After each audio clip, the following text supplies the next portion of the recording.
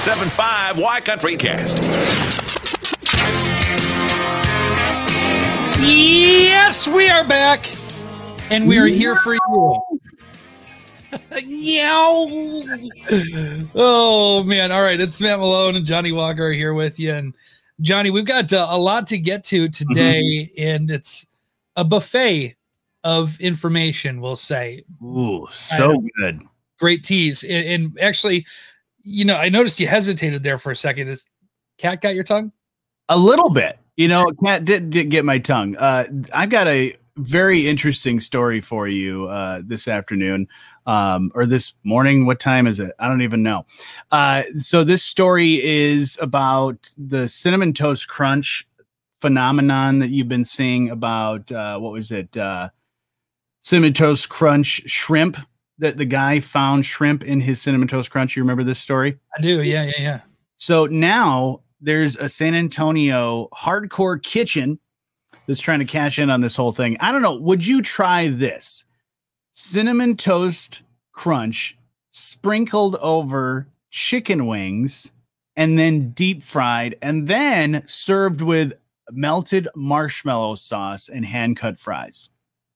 I would do everything except for the marshmallow. I don't know if the marshmallow would be something that I would go through, but the other stuff I think would be actually pretty great. It would make the batter, I don't know, the deep fried better. I don't know if that's possible, but I think it would. I don't think I've ever had cinnamon with chicken, and I just don't know how. I mean, you turn something that is a savory thing into sweet. It just sounds gross. Well, I think about chicken and waffles, right? And having chicken and waffles with syrup and yeah, that's kind of where I relate it. I guess if you think about that too, the brown sugar, sometimes you put brown sugar in, you know, a rub for chicken or pork or something like that. So deep frying it, I don't know. It just seems like it's like an elephant ear with some chicken, but I would probably eat that too. So I don't know, but I do agree with you. The melted marshmallow sauce on top, ugh, not good. Yeah. For me, I don't know. I like roasting marshmallows. I like making s'mores, but this is taking it to a different level that I'm not 100% sure I'm on board with that. I will do everything else to that point. You've had the chicken and waffles though. You're a fan of those? Yeah, I do like those. I do. It's different. You know, it's it's funny. You can use different types of chicken for that. Okay. Okay. Hear me out. It doesn't have to be like a chicken, you know, breast. It doesn't have to be chicken thighs or anything like that. It could just be chicken nuggets, right? That's true. We've done that before, and that was like, oh, we want chicken and waffles, but we don't have chicken. Let's just make chicken nuggets. It worked. And not the best. You like the waffle and then throw all that on top and then the syrup over everything? Yeah, I do. I like that. Did you ever, as a kid, when you would have like pancakes and sausage and like eggs, would you put syrup on everything? Because when I was a kid, I had a weird combination where I would put syrup on my eggs. I did too. I would sometimes do it when my mom would just give me scrambled eggs. I would just grab the syrup and put that all over it. Yeah, it was good to me. This is a reenactment. The first time I ever did that, when I had my eggs and all that stuff, it was all separate. Also, like, yeah, and then dump it all out. It's like a new discovery. I know. Like Jocelyn hates her food touching, so if she has something that has sauces, she tries to. If she has like fries or something that is substantial and rigid, she can make a block. I actually bought her like food separator things that she can suction cup to her plate. Honestly, I think she and those people that don't like their food touching, just get those like cafeteria things with the compartments. Yeah, the plates from high school. Yeah. It's interesting because she's such a foodie that she loves like cooking and making these different flavors, but she doesn't like mixing flavors in that sense. That's so odd. No food touching. Food cannot touch. Well, To each their own, I suppose. Mhm. Have you ever had speaking of flavor combinations and something weird? I found these, or actually Gina found these, and we had them probably about a month ago, less than a month ago. They're baked beans. Do you like baked beans? I love baked beans. They're great, right? I love baked beans either room temperature or cold. Mm-hmm. Out of the can. So if I'm ever like taking a ride across country on a train and I need to open up some beans, with that knapsack on my Well, I could do it without the fire. I don't need it.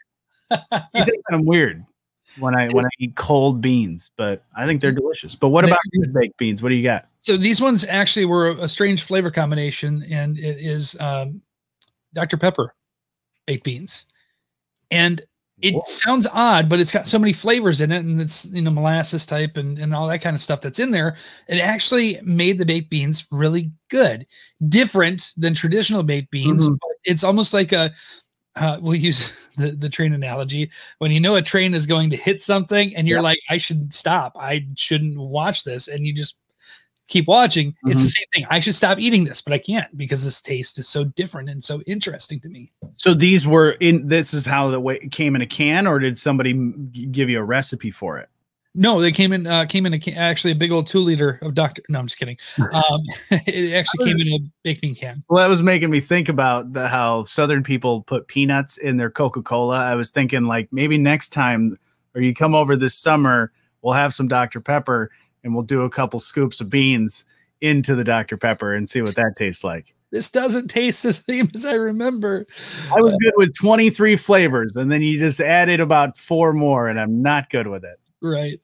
Oh, funny. But yeah, I would recommend those too. So good flavors and something to good and hit every inch of your tongue.